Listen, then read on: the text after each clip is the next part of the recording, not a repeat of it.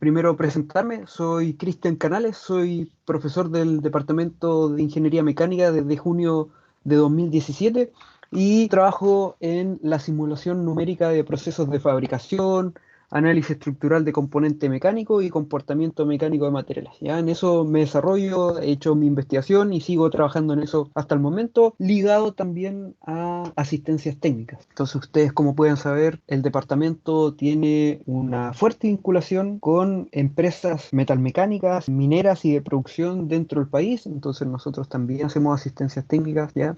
Entonces es sumamente importante eso porque no nos quedamos solo en la teoría, también hacemos un poco de trabajo productivo, en ese caso, para la industria nacional. Lo otro, bueno, en estas condiciones no es muy relevante, pero en este punto quiero recalcarles que si tienen cualquier tipo de duda, consulta o comentario, no duden en interrumpirme y tratamos de resolverlo enseguida.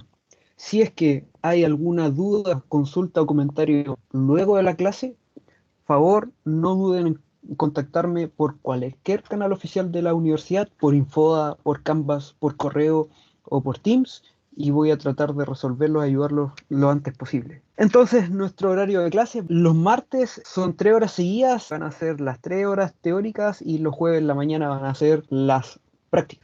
Para que conozcan de qué se trata un poco el curso, esta es una asignatura teórico-práctica. Lo que queremos que aprendan ustedes son algunos métodos numéricos de cálculo para análisis estructural. Algo parecido a lo que hacían con la idealización en mecánica de sólidos 1 y 2 o diseño de aeronaves. Ustedes revisan cómo poder dimensionar o revisar los diseños, si es que estos resisten o no. Esto lo vamos a hacer ahora para algunas geometrías un poco más complejas de las que han visto en cursos anteriores. Vamos a utilizar herramientas numéricas para resolver ese tipo de problemas. Y en particular, en este curso, ese método se llama elementos finitos. Esta asignatura va a aportar competencia al perfil del egreso y es sobre todo la diseñar, optimizar, modificar equipos, sistemas y procesos. Entonces, la idea es de que al terminar este curso ustedes sean capaces de modelar un problema real imponiendo la discretización, que vamos a aprender lo que es, qué son las condiciones de borde y las cargas, vamos a aprenderlo durante el curso, seleccionar algo importante que es el tipo de elemento a utilizar, o sea, nosotros vamos a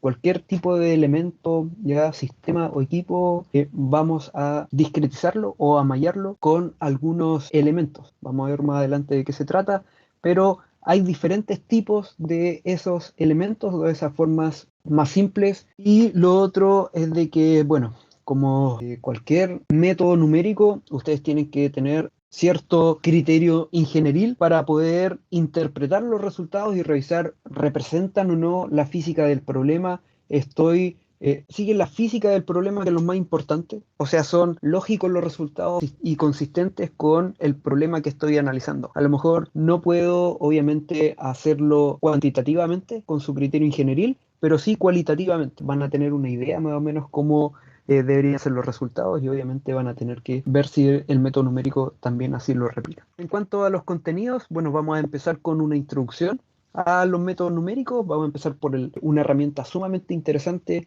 en el capítulo 2, que es sobre el método directo, ya que probablemente ustedes ya lo han visto en algunos otros cursos, pero que va a ser una base importante para el uso del método de elementos finitos y cómo resolvemos finalmente un sistema de ecuaciones lineales. Eso sí, no olvidar que la mecánica por lo general está desarrollada o está descrita, mejor dicho, por una ecuación diferencial parcial, ¿ya? Entonces lo que nosotros vamos a tratar de hacer es transformar la problemática de la ecuación diferencial parcial a algo más simple, ¿ya? A una formulación débil, de hecho, a partir de algunos métodos como el de Rayleigh-Ritz o el de Galerkin. Todo eso a partir de lo que aquí llamo principio variacional. Entonces eso es lo que vamos a aprender. También vamos a aprender algunos fundamentos respecto a las aproximaciones que usan los elementos finitos, el grado, en este caso de los polinomios que vamos a utilizar, la discretización o la malla que vamos a usar de todos los dominios. Con los dominios me refiero al elemento que estamos tratando de analizar y cuál es finalmente la formulación explícita de un elemento finito. Porque ustedes eventualmente en su vida laboral van a usar este método, van a usar probablemente algún programa comercial y no se van a preocupar de cómo está resolviendo el problema y todo eso. Pero tienen que saber primero cómo funciona un elemento finito para luego saber qué elemento utilizar de acuerdo al problema que estoy tratando de resolver. Lo otro es que vamos a ver algunas aplicaciones unidimensionales, ¿ya? Obviamente vamos a empezar con los elementos más fáciles para luego llegar a aplicaciones bidimensionales, que son un poco más general que las aplicaciones unidimensionales y también aplicaciones tridimensionales, todo en ese caso que es lo más general que podamos ver. Conforme vayamos avanzando, también vamos a utilizar el método de elementos finitos para encontrar las frecuencias naturales y los modos de vibrar de cualquier tipo de elemento o sistema.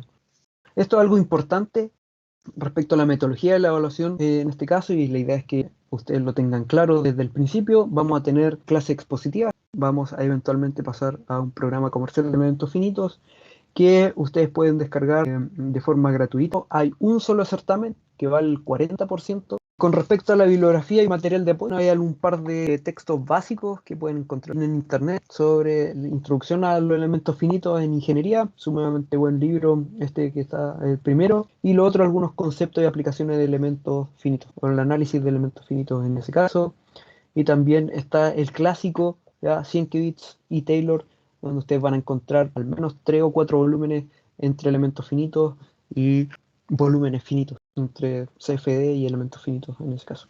Sienkiewicz tiene varios libros que pueden consultar eventualmente, incluso también creo que hay en Google, la biblioteca de Google, también hay un par de Sienkiewicz disponibles para su consulta. Respecto al programa, vamos a empezar con una pequeña introducción al curso para encuadrar dónde estamos ubicados, ¿ya? Respecto a esto de la mecánica, sobre todo la mecánica computacional. Nosotros vamos a estar trabajando dentro de un marco general, ¿ya? Ustedes conocen bien ya la mecánica, hay una parte que es la mecánica teórica, está también la mecánica aplicada, que ustedes han tenido harto contacto, en ese caso con también la mecánica aplicada y la teórica, y ahora vamos a revisar parte de lo que es la mecánica computacional, ¿ya? Que son las 3 áreas de la mecánica en ese caso. Dentro de la mecánica computacional vamos a encontrar también 3 áreas sumamente importantes. Una es la nano y micromecánica, la otra es la mecánica de los medios continuos, ¿ya? Y el otro es de sistemas. ¿Cuál es la que vamos a analizar nosotros? Es la mecánica del medio continuo. Vamos a ver de repente algunos elementos infinitesimales, pero nuestro interés último es, en ese caso, la escala macroscópica o escala ingenieril, ¿ya? Entonces nosotros nos escapamos de la nano y de la micromecánica y por lo general en este curso no vamos a ver sistemas, sino más bien la mecánica del medio continuo y más específicamente qué ocurre con sólidos y estructuras, ¿ya?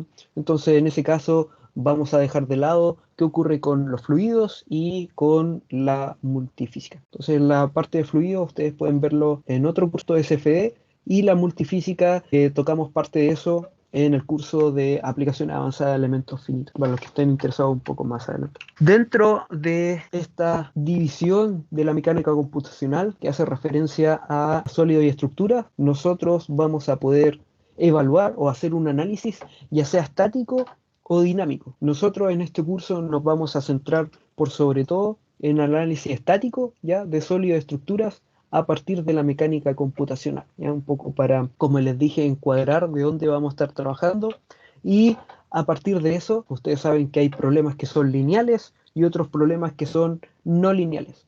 Nosotros, muy a las hipótesis que han revisado en algunos cursos como de estática o mecánica de sólidos, nos vamos a enfocar en la elasticidad y en las pequeñas deformaciones, que es finalmente el tema que vamos a analizar en este curso. Obviamente, ¿ya? La contraparte son las no linealidades, que pueden ser tanto materiales, pueden ser geométricas o pueden ser algunas condiciones del problema que vayan cambiando con el tiempo, ¿ya? Que se da en el caso del contacto. Todas esas no linealidades también las revisamos en el curso de aplicaciones avanzadas de elementos finitos. Entonces, la mayoría de los problemas descritos de la mecánica se puede describir con una ecuación diferencial parcial, aparte de la cinemática, las leyes de equilibrio, conservación, el comportamiento material, las cargas y los soportes, ¿ya? Entonces, cuando hablamos de cinemática, de la ley de conservación y el comportamiento material, estamos enmarcando la ecuación diferencial parcial. cuando hablamos de cargas y soportes, entonces ahí estamos hablando de las condiciones de borde, para que empecemos a un poco ponernos de acuerdo con el vocabulario en este curso. Y ustedes saben del curso de ecuaciones diferenciales ordinarias, en que las ecuaciones diferenciales son un problema continuo. Eso quiere decir que tiene infinitos números de grados de libertad. Entonces nosotros lo que hacemos en este curso, para darle un pequeño spoiler, es tratar de transformar ese número infinito de grados de libertad a un número finito que podamos controlar. Entonces a partir de eso nosotros generamos un set de ecuaciones diferenciales, perdón, ecuaciones lineales y que ustedes ya saben resolver sin problema. Obviamente de que si seguimos considerando este problema de ecuación diferencial parcial junto a las condiciones de borde, sabemos que es muy difícil cuando empezamos a complejizar un poco las fotos, sobre todo en 3 dimensiones. Pero es casi imposible resolver este tipo de ecuaciones, ya considerando la ecuación diferencial parcial y las condiciones de borde de forma analítica, sobre todo para problemas tridimensionales, cuando hay multifísica, se hace muy complejo, casi imposible. Entonces, ¿qué es lo que se hace? Vamos a la parte numérica. Entonces, cuando le digo que a la parte numérica, ya nosotros hablamos de una aproximación de la solución. Entonces nos tratamos de hacer la mejor aproximación posible de la solución para estar dentro de un error razonable con respecto a cuál sería la solución exacta en ese caso. Entonces, ¿cuál es este enfoque numérico, ya que está bajo el alto de la mecánica computacional? Es este enfoque discreto. Entonces, nosotros tenemos un problema continuo, o sea, de infinito grado de libertad, y ahora vamos a transformarlo en un problema discreto, ¿ya? Con un número finito de grados de libertad. ¿Qué es lo que vamos a obtener a partir de utilizar la mecánica computacional o más bien los métodos numéricos? Es que vamos a obtener un set de ecuaciones lineales o ecuaciones algebraicas y por ende vamos a tener un número finito de grados de libertad. Algo importante y que les comenté es de que nosotros vamos a resolver finalmente este problema de ecuaciones diferenciales parciales más las condiciones de borde de forma aproximada, pero vamos a tratar de limitar qué tan es mala la aproximación. Entonces vamos a tratar de buscar la mejor posible en ese caso. Y como es numérico, podemos hacerlo directamente con el computador, podemos tener una interfaz gráfica y revisar varias veces bajo diferentes condiciones el diseño o los elementos que estoy revisando. Es lo que llamamos un análisis virtual. Entonces, para hacer todo esto es que se usa el método de elementos finitos para poder generar a partir del problema continuo llegar a un problema discreto y poder resolverlo de forma mucho más fácil. Entonces, ustedes lo que han aprendido hasta el momento es lo que llamamos Classical Mechanics of Materials, que ustedes conocen como mecánica de sólidos, donde en verdad nosotros hacemos una idealización de algunos elementos, sobre todo cuando decimos que hay elementos como las vigas, barras, que tienen una sección constante y obviamente que hay algunas combinaciones que no se pueden hacer, siempre son las mismas, son estructuras, ¿cierto? O entramados de vigas, no nos preocupa tampoco qué ocurre en las uniones, entonces hay varias hipótesis dentro de qué hacemos para poder resolver algunos problemas simples usando la mecánica de sólidos. Eso sí, a partir de esa idealización nosotros obtenemos la solución exacta obviamente de esa idealización. Tiene algunas limitaciones que ustedes conocen, por ejemplo, nosotros podemos hacerlo este tipo de resoluciones para casos cuasi estáticos, cuando estamos considerando pequeños desplazamientos, ahí la diferencia entre grandes desplazamientos y grandes deformaciones, y lo otro es que nos limitamos muchas veces, si no casi siempre, a la elasticidad para materiales isotrópicos. Entonces está bien reducida el campo de aplicación en ese caso de la mecánica de sólidos. Obviamente unas ventajas sumamente importantes son sumamente generales. Entonces no tienen mucha limitación en cuanto a las formas, por ejemplo, de, no sé, si están evaluando una viga, y lo otro es de que nos llega a obtener unas fórmulas que lo que va a permitir es tener una idea rápida de si el diseño no va a resistir. Entonces es mucho más rápido para obtener valores de órdenes de magnitud, por ejemplo. Lo que aquí menciono como un sentido de diseñador. Obviamente todo fue desarrollado antes de que se generara esta etapa de la humanidad donde está todo el desarrollo computacional. Entonces, obviamente que ahora tenemos harto poder computacional, siguen siendo de gran ayuda porque si es que aquí les comento que si hay una solución de elementos finitos y hay una diferencia en un orden de magnitud o incluso la solución del método de elementos finitos me da el doble de lo que da una solución de la mecánica de sólidos, lo más probable es de que la solución numérica es la que esté incorrecta, ¿ya? Entonces, nos da la mecánica de sólidos un buen índice, ya una buena orden de magnitud, incluso cuantitativo, no solo cualitativo, para poder saber si finalmente nuestra solución numérica está por el camino correcto. A pesar de que es una buena herramienta, ustedes no pueden perder de vista su criterio ingenieril. Tienen que ver si es que se está resolviendo o nuestra solución numérica sigue la física lógica del problema y tengo resultados que son lógicos también. ¿Cuál es nuestro criterio de lógica? Cuantitativamente es, por ejemplo, la mecánica de sólidos. Donde ya empiezo a tener problemas con la mecánica de sólidos, la mecánica clásica en general, es cuando tengo algunas geometrías complejas o cuando ya deja de ser elástico lineal el material y es un poco más complejo, si el elastoplástico, si es que yo tengo algunos tipos de carga un poco más complejos también. Lo otro es lo que les comentaba, cuando las condiciones de borde o las condiciones de carga van variando en el tiempo o conforme se deforma el sólido, por ejemplo en el contacto, también va a complejizar el uso de la mecánica de sólidos. Entonces, ¿qué se usa para tratar de generar este modelo numérico? Es las herramientas CAD que ustedes probablemente ya dominan, Inventor, Solid Edge, SolidWorks, CATIA para los aeroespaciales, donde nosotros vamos a también idealizar la geometría, porque las medidas, las cotas son bien generales, no son localizadas, entonces obviamente hay unas variaciones entre si yo tengo una viga de 6 metros, entre los extremos hay una variación entre la geometría, entonces nosotros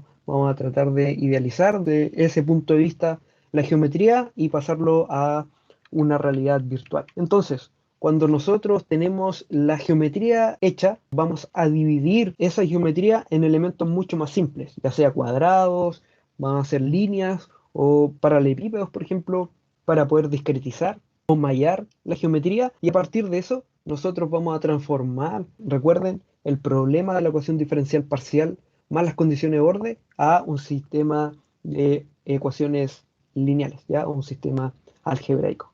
Y obviamente hay diferentes formas de hacerlo, algunas con ventajas, desventajas, comparativas entre los diferentes métodos.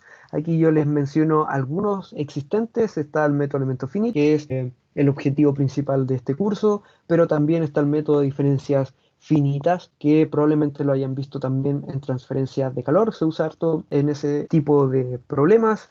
Están los métodos de elementos de borde, el método de volúmenes finitos que pueden usar cuando están atacando problemas de fluidos, tiene algunas ventajas comparativas, en ese caso con el método de elementos finitos, métodos espectrales, métodos sin malla, ya que son un poco más avanzados, y está el Extended Fine Element Method, que XFEM o Galerkin discontinuo. Estos dos generalmente se usan para analizar la propagación de grietas, porque yo puedo incorporar la grieta directamente sin tener que dibujarla directamente en la pieza, sino que es una grieta virtual y que se puede ir propagando y puedo analizar para dónde se va a propagar, cuánto se va a propagar en un tiempo dado, en ese caso. Entonces, hay diferentes métodos para diferentes aplicaciones. Como nosotros vamos a ver elasticidad lineal, vamos a usar el método elemento finito. Todo esto para hacer análisis estructural. Entonces, antes de ir al método directo, que es el siguiente capítulo, vamos a revisar la idea básica del método de elementos finitos. Pero antes, para los que se lo pregunten, solo esta primera parte está en inglés, después todas las diapositivas están en español. Pero no deja de ser importante que conozcan algún nombre que está en inglés y luego también en las tareas necesitan buscar algo de apoyo bibliográfico. Ya van a saber dónde recurrir, pueden recurrir entonces a la clase de introducción y ahí van a poder sacar algunas palabras claves que les van a permitir ayudarlos a encontrar bibliografía un poco más avanzada. Entonces, con respecto a la idea básica del método de elementos finitos, vamos a tener que modelizar, vamos a tener que evaluar finalmente un problema que está descrito por una ecuación diferencial parcial más un set de condiciones de borde. Recuerden que las condiciones de borde no eran nada más que las cargas y los soportes que tenía el elemento que estamos analizando. Por ejemplo, lo que estamos tratando de resolver es la ecuación de la conducción del calor. Eso también es una ecuación diferencial parcial y que tiene un set de condiciones de borde, que tiene cargas y soportes, en ese caso térmicos. Entonces, ¿qué voy a hacer yo con el método de elementos finitos? Voy a dividir en elementos finitos que son de forma mucho más simple. O sea, yo tengo una forma compleja, no sé, una biela, por ejemplo, o un ala de turbina que tiene una geometría sumamente compleja y voy a tratar de dividirlo en las formas más simples posibles. Por ejemplo, en tetraedros o en paralelepípedos. Depende, obviamente, de cuántas dimensiones estoy analizando en ese caso. Entonces voy a poder usar cuadrados o triángulos en 2D o tetraedros, hexaedros en 3 dimensiones. Entonces, tengo estos elementos, estos cuadrados, estos tetraedros, triángulos o hexaedros, y los vértices de estos elementos son los que llamamos nodos. Entonces ahí hay dos conceptos importantes que vamos a usar durante el curso, es que vamos a discretizar en elementos más pequeños y simples. Entonces vamos a dividir la pieza que estamos tratando de analizar en estos elementos más simples y más pequeños, y los vértices de esos elementos se llaman nodos. Algo importante, lo que ocurre, por ejemplo, un campo como la temperatura o puede ser el desplazamiento, dependiendo qué análisis estamos haciendo, es interpolado finalmente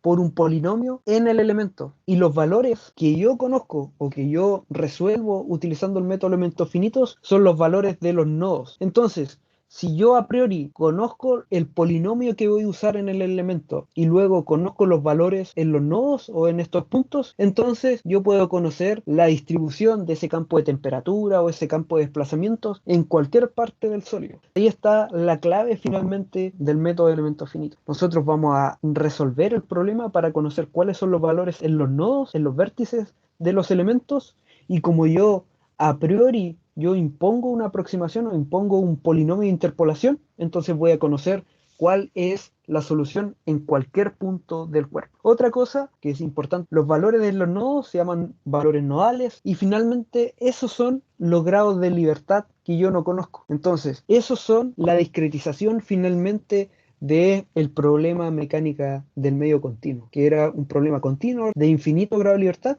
Ahora lo pasamos a un problema discreto con número finito de grado de libertad. ¿Y qué número, cuántos grados de libertad tengo? Igual a el número de valores nodales que tenga desconocidos dentro del problema. Entonces, entre más nodos, más grande es mi problema, más grande es mi sistema de ecuaciones a resolver.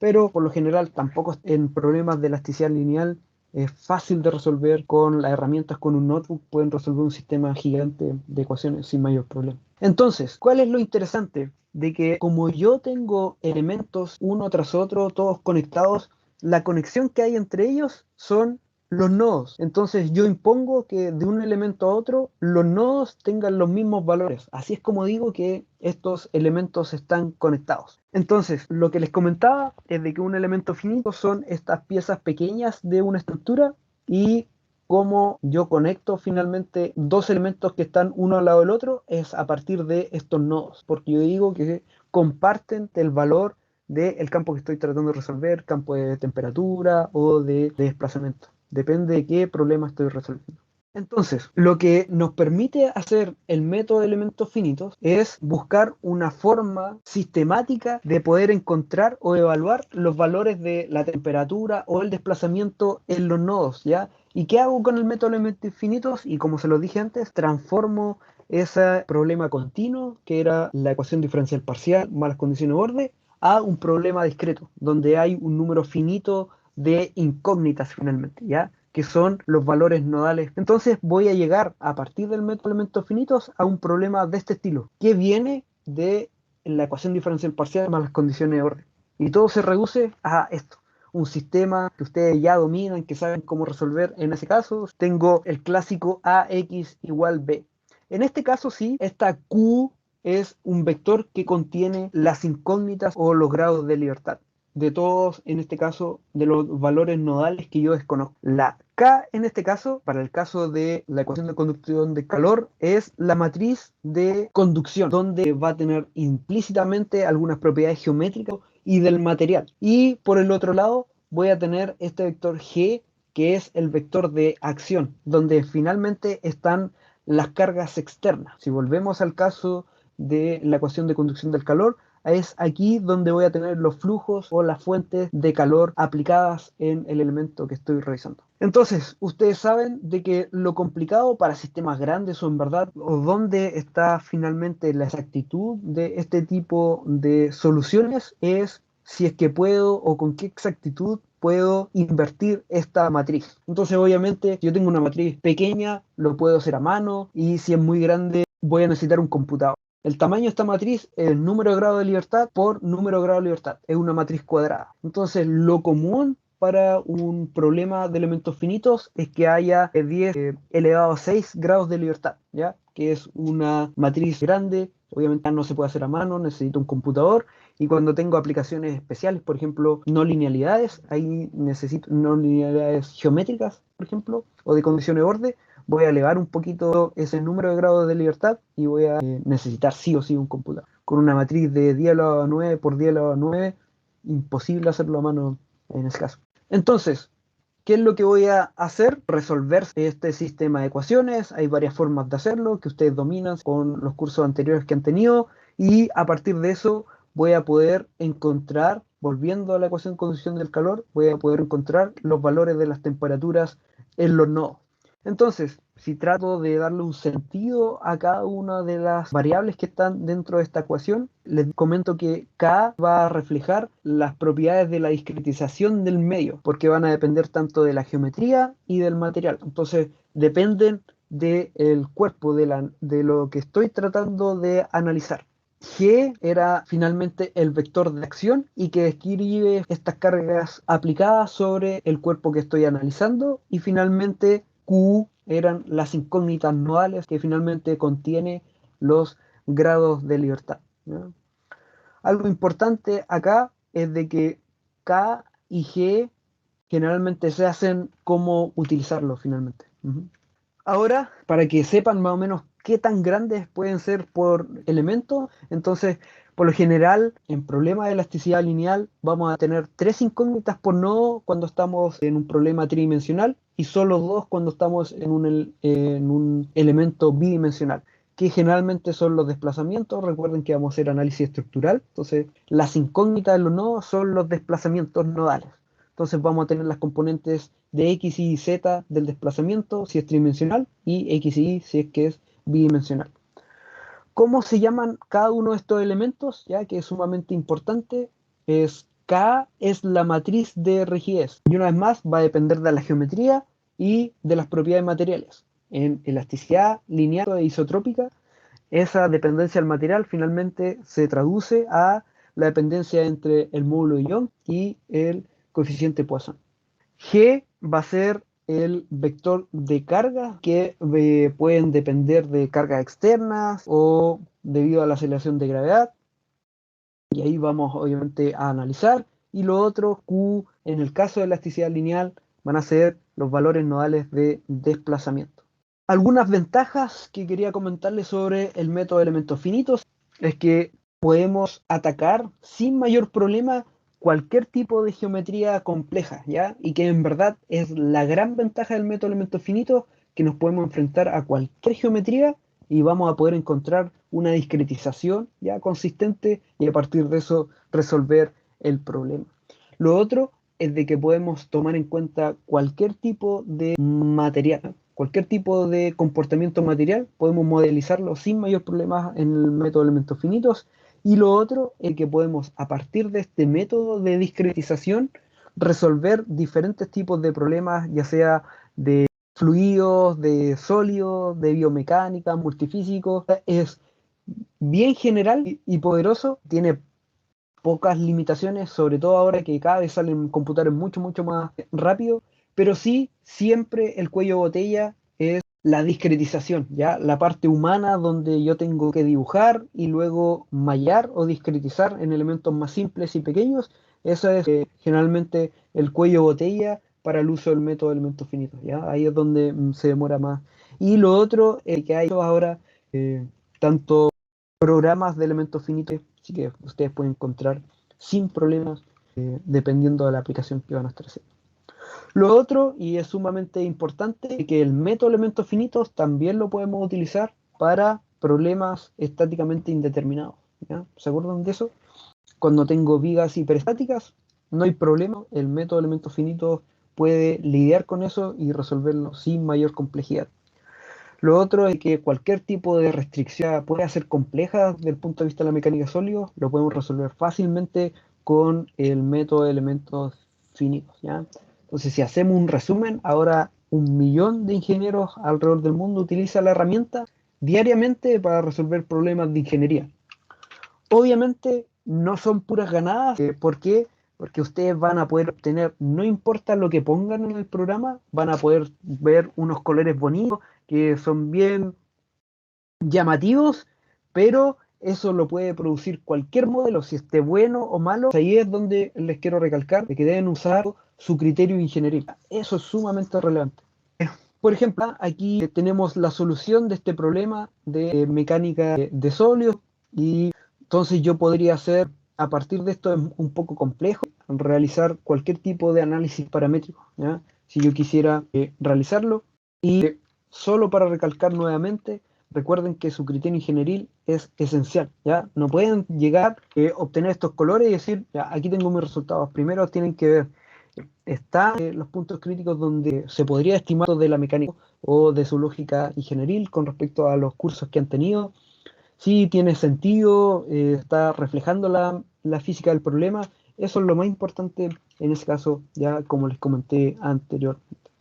¿Qué es lo que ocurre en general? Es que la gente toma los resultados y los pasa directo a un informe y los entrega. ¿Por qué? Porque trata primero como una caja negra el método de elementos finitos, entonces usa elementos que no están diseñados para algunas aplicaciones, lo usa igual, y como les dije, hay una confianza ciega a que el método de elementos finitos lo va a resolver, y efectivamente van a tener resultados, pero no necesariamente buenos. Entonces ustedes, aprendiendo cuál es la formulación, cuáles son los tipos de elementos, van a poder luego decidir cuándo usarlos, cuáles no usar en ciertas aplicaciones. Recordar también que, como les dije anteriormente, el método elementos finitos va a obtener solo soluciones aproximadas, ¿ya? Porque nosotros estamos aproximando, ¿cierto?, numéricamente el problema continuo, que era la ecuación diferencial parcial más las condiciones de orden, ¿ya? No olvidar eso. El método elementos finitos genera soluciones aproximadas.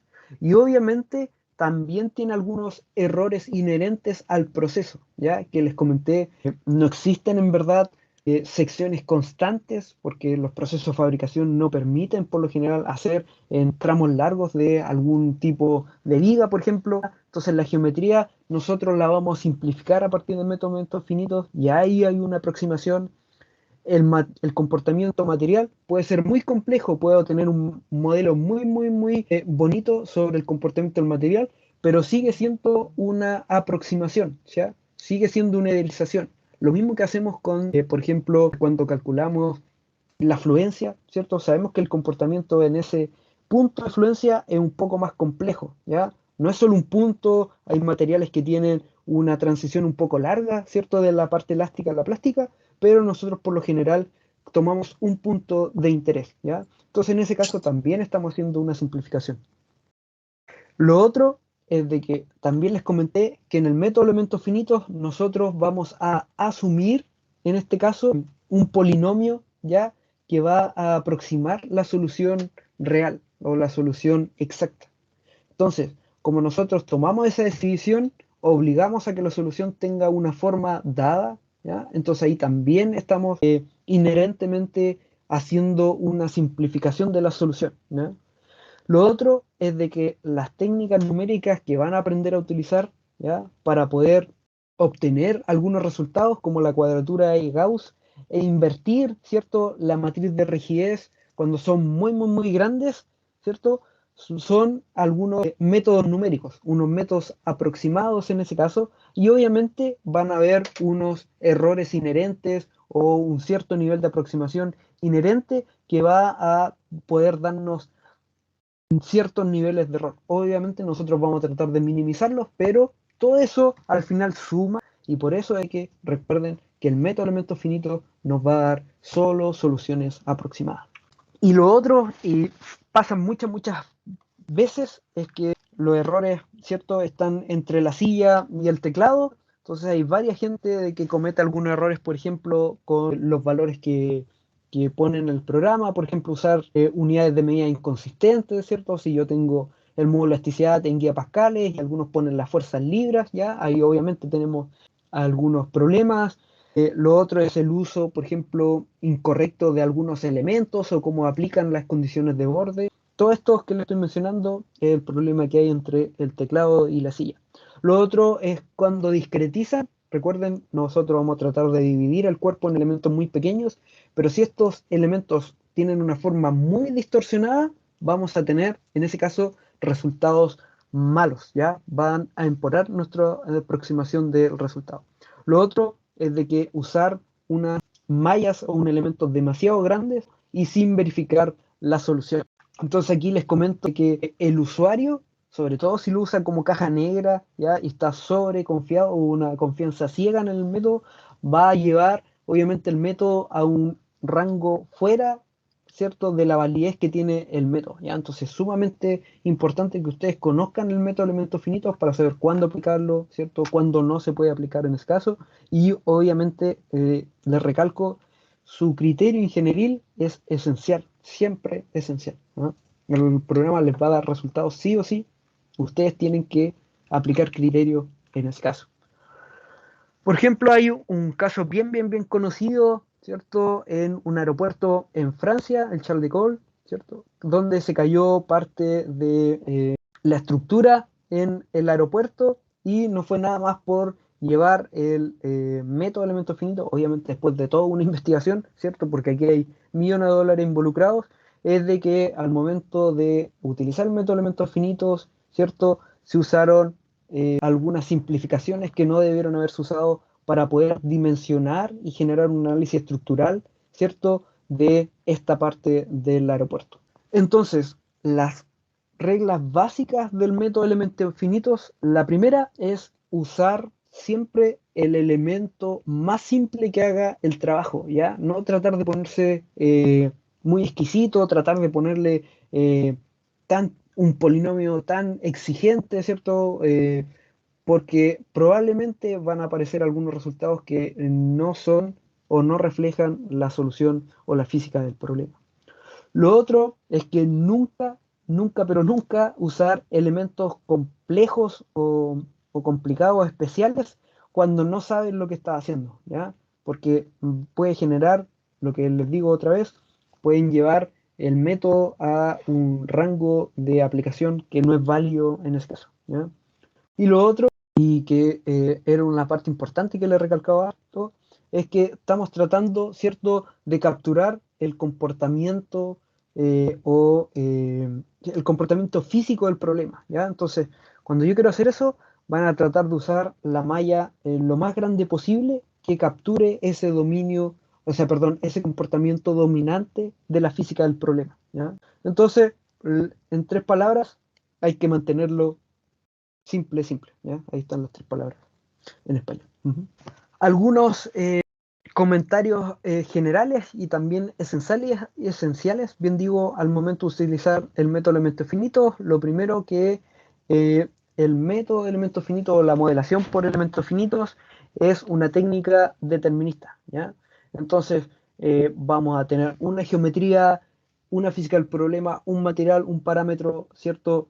Que entonces, y todos estos generalmente no los conocemos, entonces vamos a tener que determinarlos, vamos a tener que ir a la bibliografía, en ese caso, ¿ya? Entonces tienen que estar seguros de que, por ejemplo, el material que ustedes están modelando es consistente con las propiedades materiales que están utilizando, ¿ya? Recuerden que cuando le dicen que un material, un acero es A36, hay un rango, ¿cierto?, de esfuerzo de fluencia, hay un rango de esfuerzo último en ese caso, hay un rango, en verdad, de un valor mínimo de elongación a la ruptura.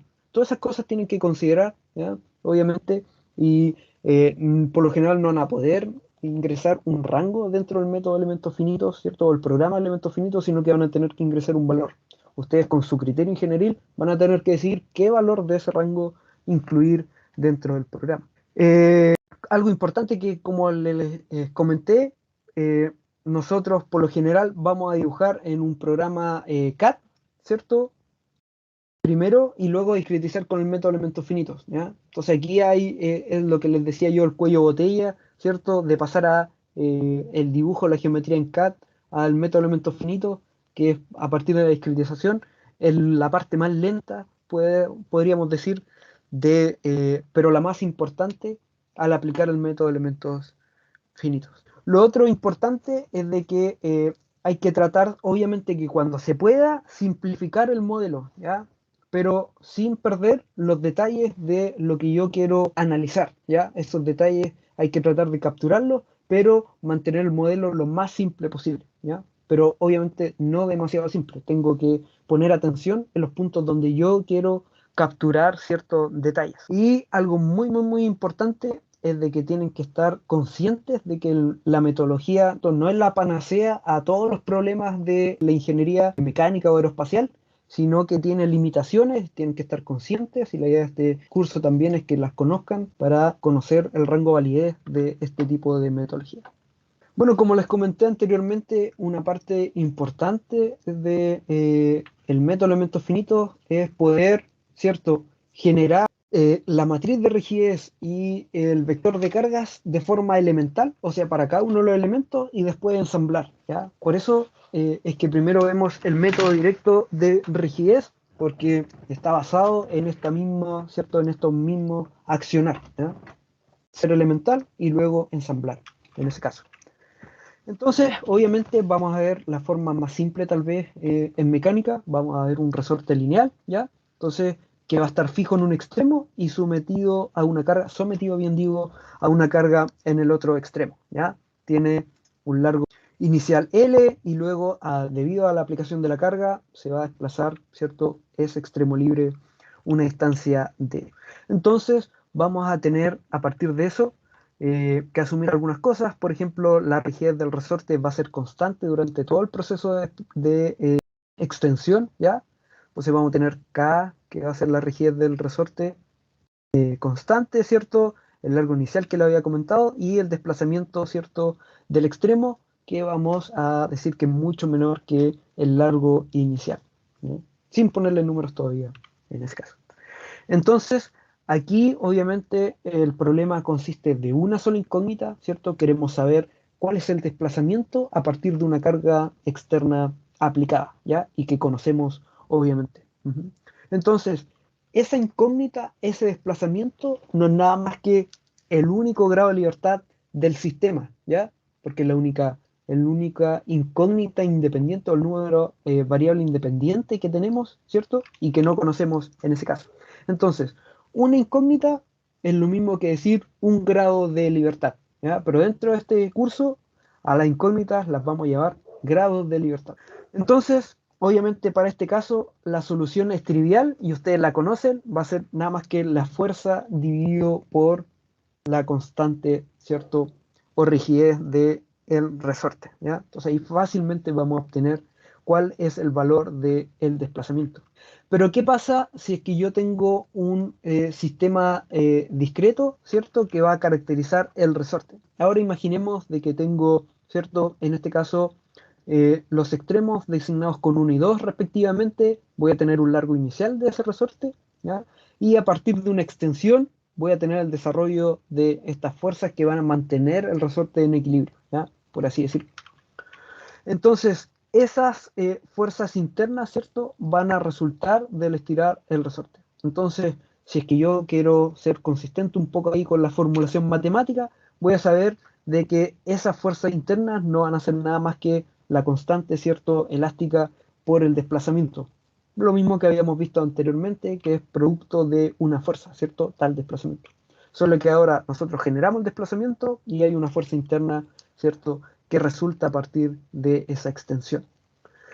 A partir de eso, nosotros podríamos eventualmente trabajar en cada uno de los nodos, ¿cierto? Y revisar qué ocurre en el equilibrio, ¿ya? Entonces, ¿qué ocurre si es que yo tengo el mismo resorte ahora y lo tengo uno adosado a una pared y en el otro extremo está libre, ¿ya? En verdad estoy aplicando una fuerza externa, bien digo, ¿ya?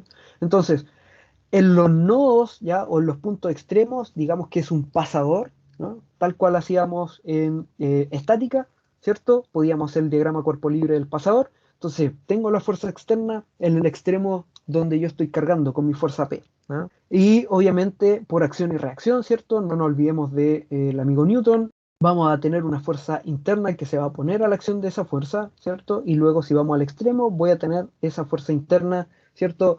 Misma magnitud, misma dirección, solo que sentido contrario, y lo mismo pasa en el otro extremo, ¿cierto? Voy a tener esa fuerza N por acción y reacción. En el pasador voy a tener la misma fuerza, ¿cierto? Pero para que esté esto en equilibrio, voy a tener que tener una reacción, ¿cierto? Que trabaja finalmente o que viene de la pared donde está usada ese nodo, ¿no? Entonces, si yo hago ecuaciones de equilibrio y ahora lo hago para estos nodos, que sería algo así como el pasador que hemos hecho varias veces en estática, voy a tener que esa fuerza reacción, ¿ya? Es igual a menos n, ¿cierto? La fuerza interna. Y para el nodo 2, la carga externa es igual a la fuerza interna, ¿ya? Entonces, aquí finalmente lo que tenemos es que las fuerzas externas tienen que ser igual a las fuerzas internas, ¿ya?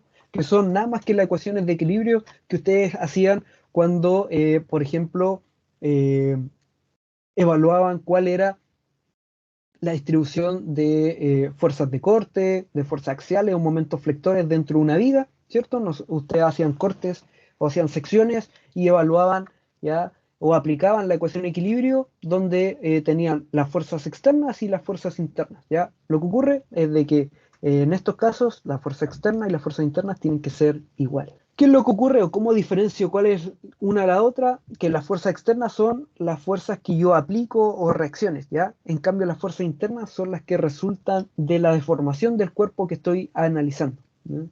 Recuerden que en estática todos los cuerpos eran rígidos, ¿cierto? Pero ya en mecánica de sólidos ya se deformaban, ¿no? Entonces ahí hacían la distinción ustedes eh, con las fuerzas internas que resultaban eventualmente de la formación de los cuerpos que estaban analizando. ¿Qué ocurre con respecto a la energía de este sistema? ¿Ya? Ustedes saben que podríamos calcular, ¿cierto?, la energía potencial elástica, en este caso, de nuestro resorte, que no va a ser nada más que la fuerza, ¿cierto?, interna por el desplazamiento. Ujú. Entonces tenemos que la fuerza interna no es nada más que la rigidez del resorte por cuánto se desplazó, ¿cierto? Aquí lo tenemos en función de X. Y finalmente por esta variación del desplazamiento en ese caso. Entonces si yo integro esto, voy a obtener la energía potencial elástica de, el resorte, ¿cierto? Que no va a ser nada más que un medio por la rigidez de el resorte multiplicado por el cuadrado del desplazamiento, ¿ya? Cosa que ustedes ya conocen y dominan sin mayor problema.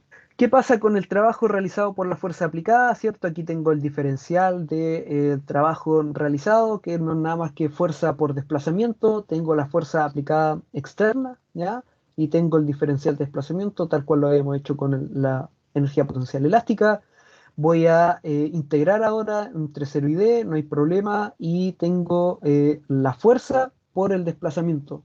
Notar aquí, por favor, que tiene una línea, la variable p, y en el curso, cuando tenga cualquier tipo de variable, este sombrero recto, ¿ya? O esta barra por sobre la variable, significa que es un valor conocido, es una variable conocida, ¿ya? No es una incógnita, entonces es algo que yo conozco a priori antes que conozco en el enunciado, por así decirlo. No es un resultado como el desplazamiento, ¿cierto? Que va a ser un resultado de la deformación debido a esta fuerza aplicada que yo conozco ya del enunciado, ¿no? Que es la fuerza aplicada finalmente en el resorte.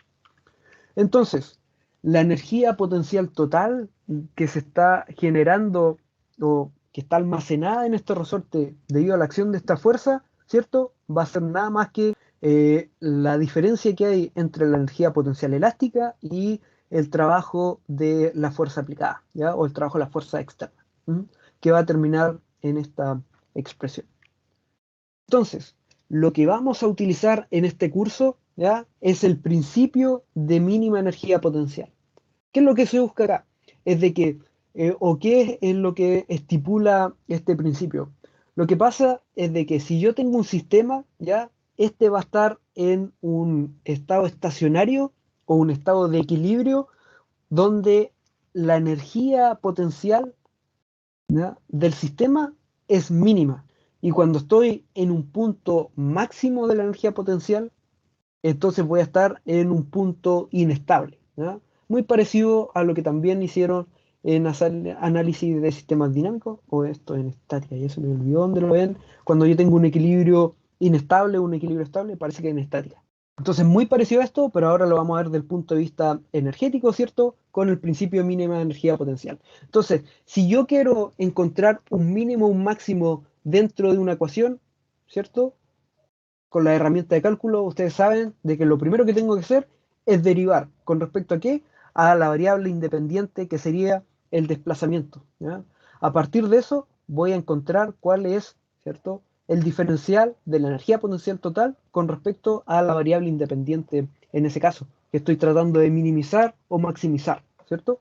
Entonces voy a tener esta expresión y ¿qué voy a hacer? Igualarla a cero. ¿Por qué igual a cero? Porque voy a buscar los puntos críticos, ¿ya? Ustedes eso ya lo conocen de cálculo. A partir de eso voy a poder determinar cuál es el valor del desplazamiento que genera un punto crítico dentro de la función de la energía potencial total.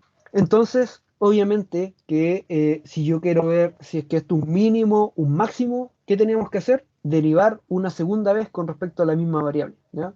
Entonces, si es que yo derivo una vez más, voy a encontrar que todo es a partir de, o todo está, en este caso, en función a una constante y que es la rigidez en ese caso.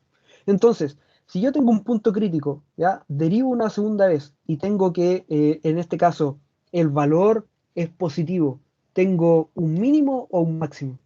Ustedes ya eso lo dominan. Un mínimo, ¿cierto? Entonces yo, si graficara la energía potencial total con respecto a D, debería encontrar que para D igual a P partido por K, ¿cierto? Obtener un mínimo de la función de energía potencial total. Ya, entonces si yo tengo este mínimo, entonces el punto donde el que estoy es un equilibrio, un punto de equilibrio estable.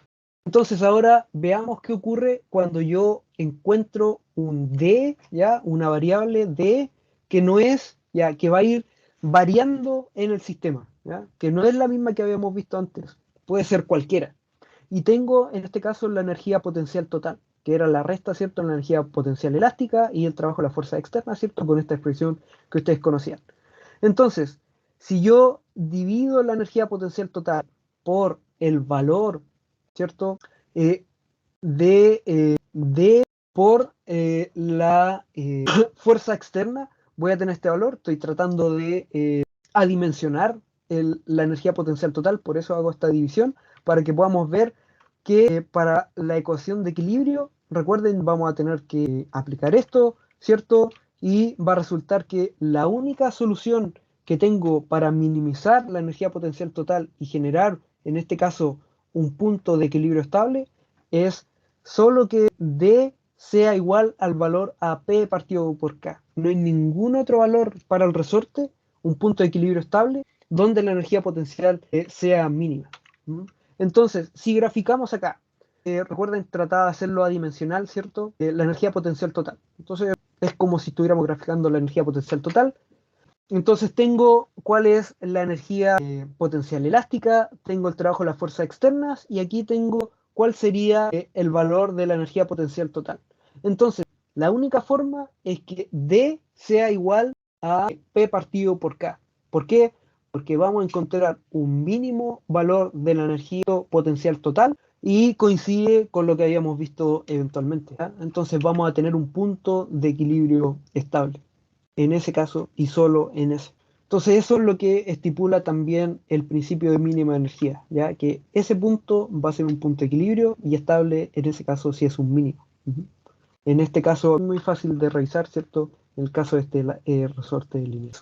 Ahora vamos a tratar de considerar un resorte de forma un poco más general, que es de este estilo, ¿ya? Entonces vamos a generalizar, ¿por qué? Porque vamos a aplicar una fuerza en ambos extremos y vamos a tener un desplazamiento de ambos extremos con el nodo 1 y 2 para extremo izquierdo y derecho y con un largo inicial igual a L.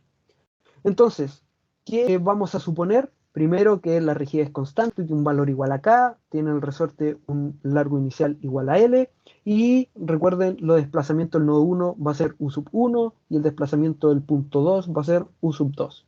Y voy a aplicar una fuerza externa F1 y F2 en ambos extremos, en cada uno de los nodos respectivamente. Entonces, ¿qué voy a tratar de determinar? ¿Qué ocurre con la fuerza interna?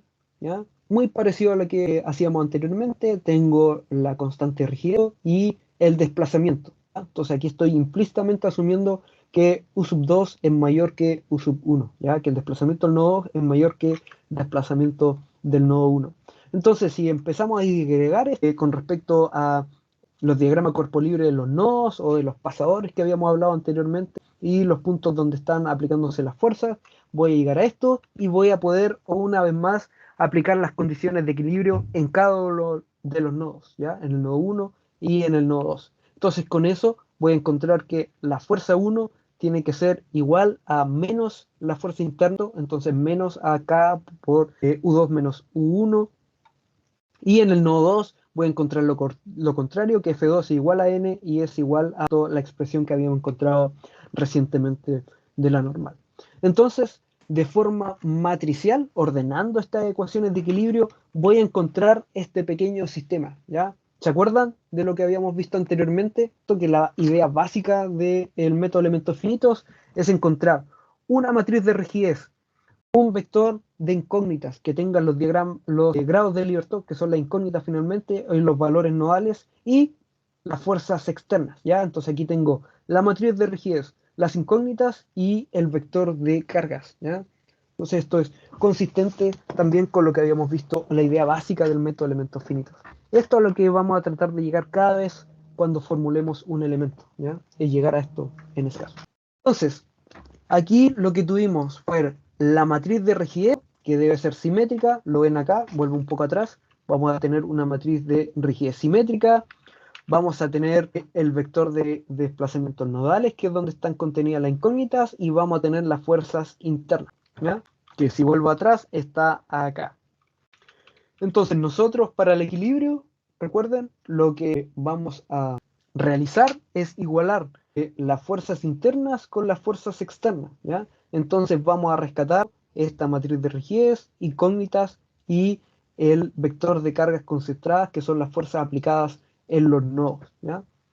Entonces equivalente a, vuelvo atrás, a decir que tengo la matriz de rigidez por las incógnitas igual a las fuerzas internas, y en equilibrio equivalente a decir que todo eso es igual a las fuerzas externas, que finalmente es lo que voy a usar. Voy a usar esta parte del sistema y esta otra parte del sistema, porque esas las conozco o las puedo determinar eventualmente. Entonces, si es que yo quiero aplicarlo en ese caso a un resorte con extremo fijo, que es lo que habíamos visto anteriormente, tengo esta forma. Y el problema acá es que mis ecuaciones de mi matriz que representa el comportamiento del resorte tiene un determinante igual a cero. ¿Qué significa que tenga un determinante igual a cero? No tiene inversa. ¿Y por qué no tiene inversa? Porque las ecuaciones son linealmente dependientes, ¿ya? Si no tiene inversa, no puedo resolver el problema en ese caso. Pero ¿qué es lo que me falta acá? ¿Qué es lo que debería aplicar? ¿Qué es lo que no estoy considerando? Si dijimos que esta es la matriz rígida, estos son los desplazamientos de los nodos y estas son las fuerzas externas. ¿Hay algo que aquí se haga cero? El desplazamiento en 1. Exacto, porque está adosado a una pared. Entonces yo lo que voy a hacer en ese caso es aplicar las condiciones de borde del sistema. Entonces cuando recuerden, condiciones de borde eran cargas y soportes. Entonces yo voy a aplicar las condiciones de borde eliminando entonces esa primera fila y esa primera columna del sistema de ecuaciones, porque recuerden que ese U sub 1 es 0. Y voy a obtener finalmente que U sub 2, ¿ya? No es nada más que la fuerza aplicada dividido por la rigidez del resorte. Entonces acá ya el determinante de mi matriz es distinto de 0 y puedo resolverlo sin mayor problema. Entonces, cuando yo aplico las condiciones de borde y voy a tener un sistema reducido, este sistema de ecuaciones les voy a llamar ecuación de rigidez reducida, cuando ya apliqué las condiciones de borde en ese caso. Ahora, ¿cómo puedo obtener la reacción R? Porque ya aquí lo eliminé en este caso. Lo que voy a hacer es utilizar esta información de U sub 2 en la primera ecuación. Voy a utilizar la primera ecuación, que K era igual a U sub 1 menos U sub 2 igual a R, pero recuerden en ese caso también que U sub 1 es 0, este U sub 2 ya lo conozco, puedo resolverlo así, o del otro lado, donde las fuerzas internas igual a la fuerza externa, entonces R va a ser igual a menos P. Lo vamos a dejar hasta acá, ya la próxima semana vamos a seguir con estos resortes. Llegué hasta donde querían hoy día, hay bastante información para que puedan revisar. Voy a detener la grabación.